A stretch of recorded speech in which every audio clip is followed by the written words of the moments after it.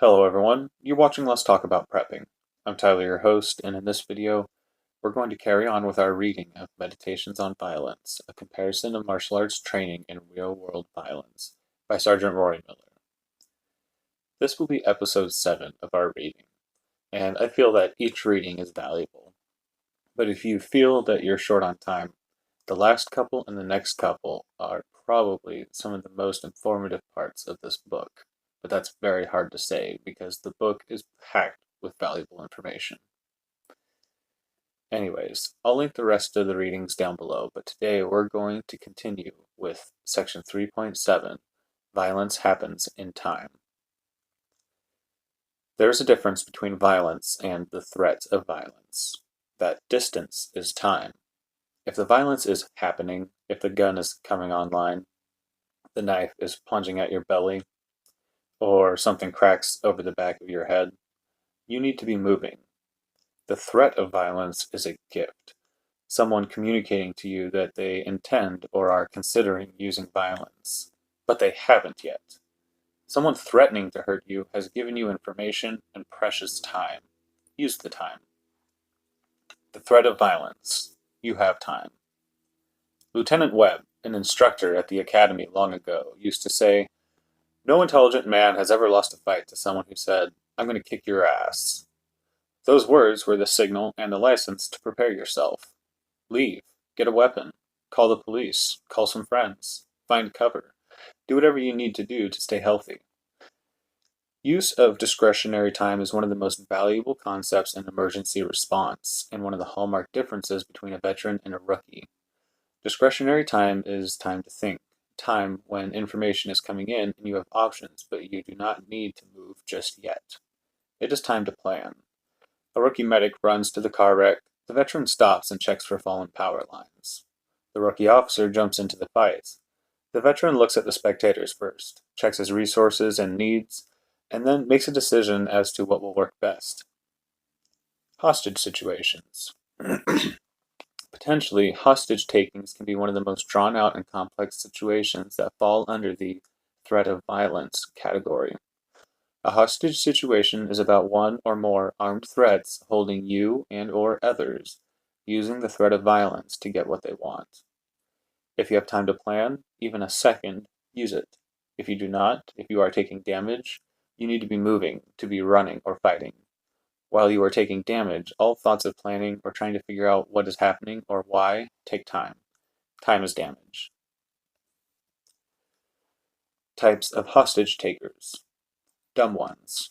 Most commonly, a person committing a felony gets caught or trapped and feels that the best chance of getting away is to take a hostage as a bargaining tool. This is a bad idea. The moron has just traded a, for instance, first-degree robbery charge for robbery and felony kidnapping charges and anything else the prosecuting attorney can tack on.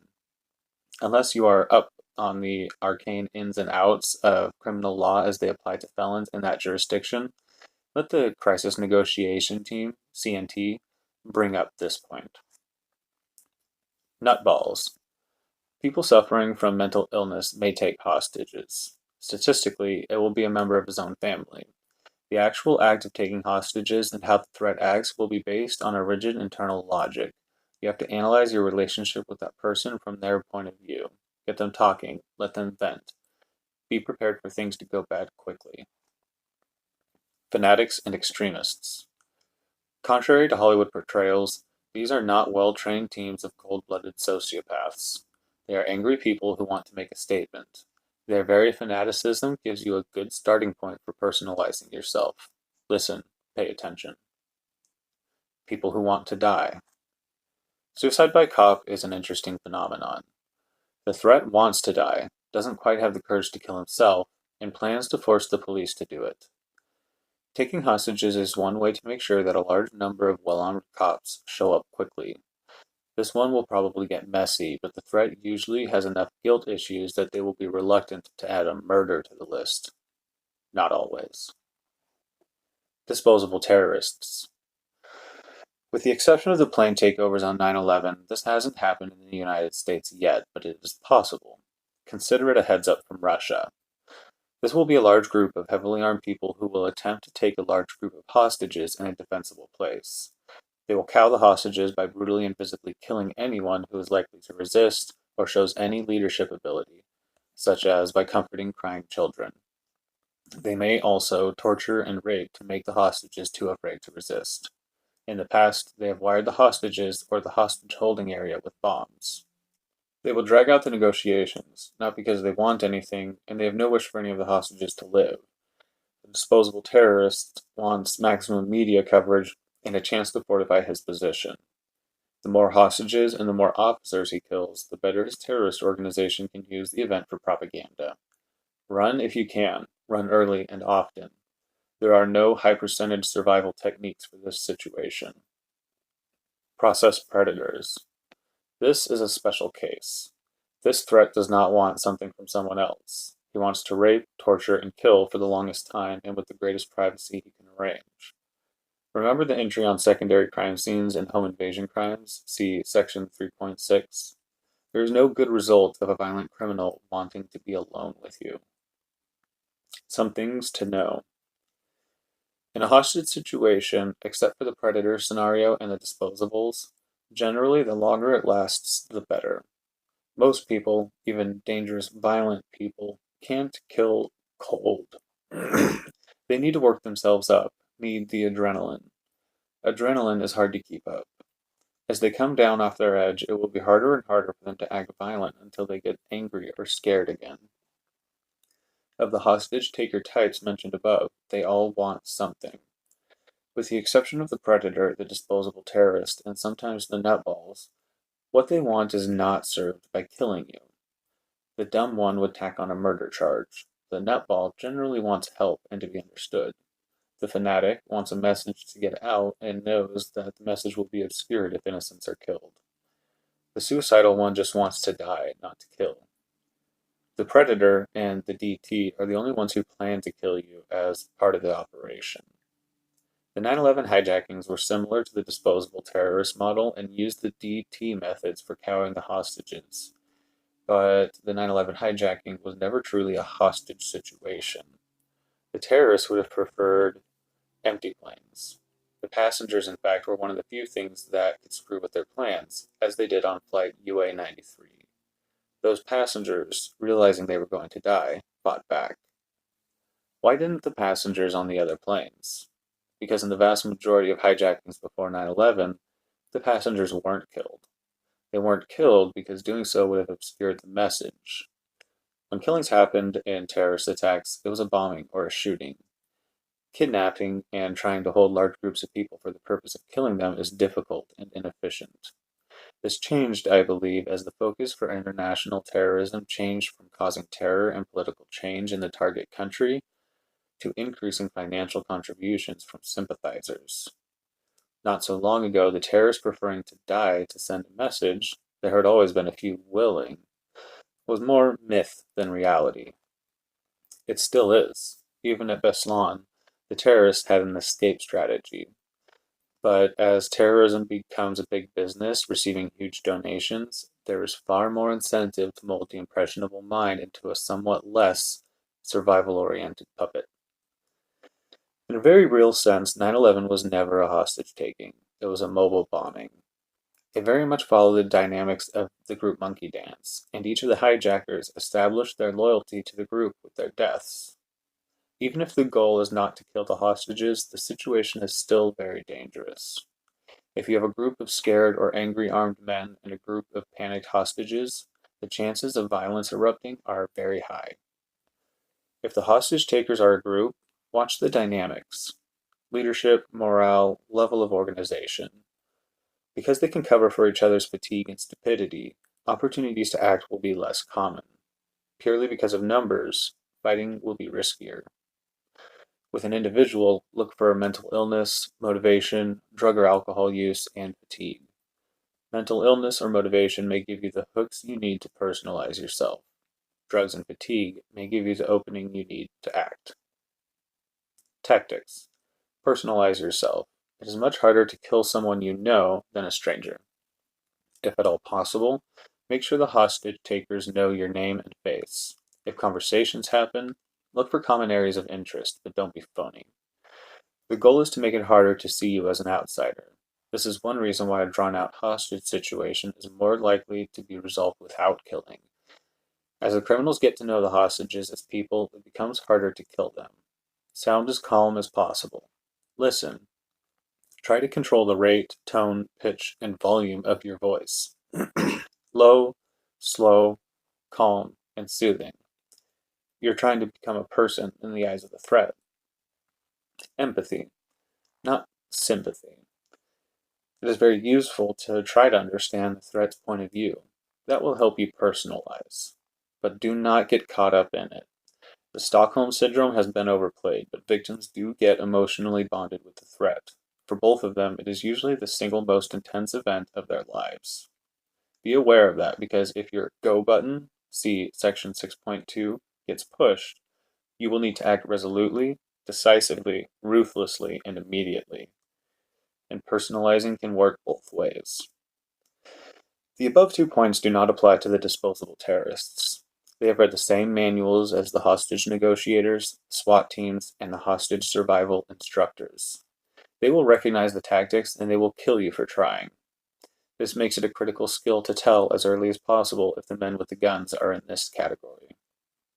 If you get an opportunity to leave, leave, even if it means leaving your family behind. Your information from the inside may make a huge difference in tactical operations. In a home invasion, leaving will force the threat to choose between staying, torturing, and murdering the family members he has left, or running before you can call the police. Or you can stay and be tortured and murdered in your turn after watching your family go through it. Do not let the hostage taker control you by threatening someone else. This applies especially to predators. Some will use you and will take delight in using you to provide the murder weapon or to be the one to tie up the first victim. Give some deep thought to where this falls as a go button. But if they send you to get duct tape or a knife, even if they are holding a gun to your child's head, take the opportunity to leave. Force the threat to choose to run or stay. The worst thing he can do in a minute to your child will not approach what he will do to both of you if given your cooperation in a few hours. Do not allow yourself to be tied, handcuffed, or moved to a secondary crime scene. Some experts disagree with this and suggest acquiescence. They believe, with justification, that a failed attempt to resist will cause the criminals to use greater force to maintain or establish control. My rationale for resisting is simply this. Once you are restrained, you are out of options. When and if it becomes appropriate and necessary to act, you will not be able to. In general, respond to the situation as it is, not to your fantasy. I bet I can kick the gun out of his hand. And not to your paranoia. He put the gun down and is pouring a drink. It must be a trap. Acts of violence. You have no time. Once the violence starts, it is too late to plan. Your options are limited. This is very simple. You either run or fight or hide. Running. In section 6.1, we'll discuss escape and evasion, E&E, as an important habit to develop. For now, remember that distance is your friend. Making distance is more likely to make someone miss with a handgun than any fancy evasive maneuvers. Be sure to run to a safe place. Knowing where the safe places are and the safe routes to them is where the E&E habit pays off. The statistics on misses are encouraging. Most people miss most of the time, even at extremely close range. What the pros are doing. With the exception of the predator, where it is very unlikely the professionals have any idea you are in trouble, the police will respond to a hostage situation by evacuating the nearby area, setting up an inner and outer perimeter, preparing a tactical plan, gathering intelligence on the layout, the threat, and the hostages, establishing or attempting to establish contact with the threat. What you should do if the tactical team makes an entry. Hit the floor face first and cover the back of your neck with your interlaced fingers so that they can see your hands as well as offering some protection. Follow all orders. Keep your hands visible. Expect to be treated like a threat, handcuffed, searched, and segregated. until the police have sorted out who is who and what is what. Statistics on survivability are also good. Most people recover fully. Corollary: do not let your imagination kill you.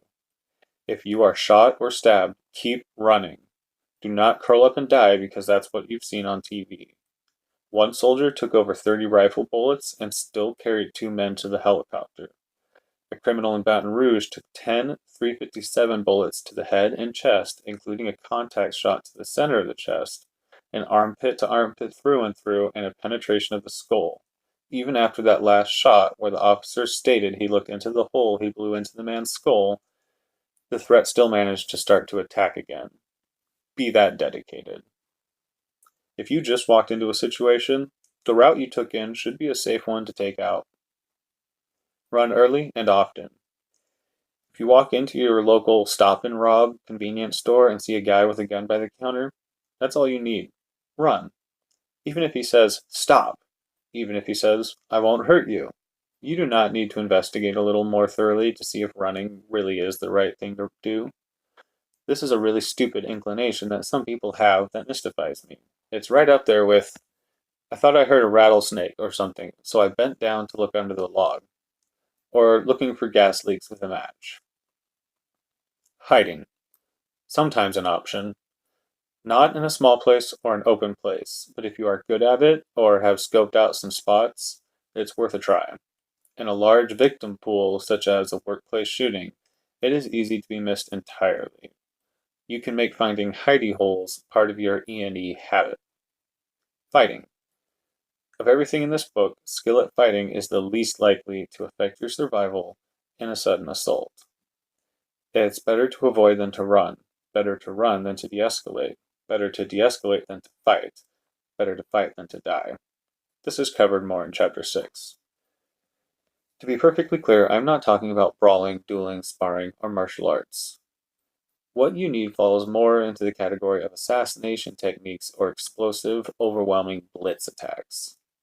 No one voluntarily faces a gun armed only with a sword, or faces a sword armed only with a knife, or faces a knife unarmed. But look at all the training that goes into that.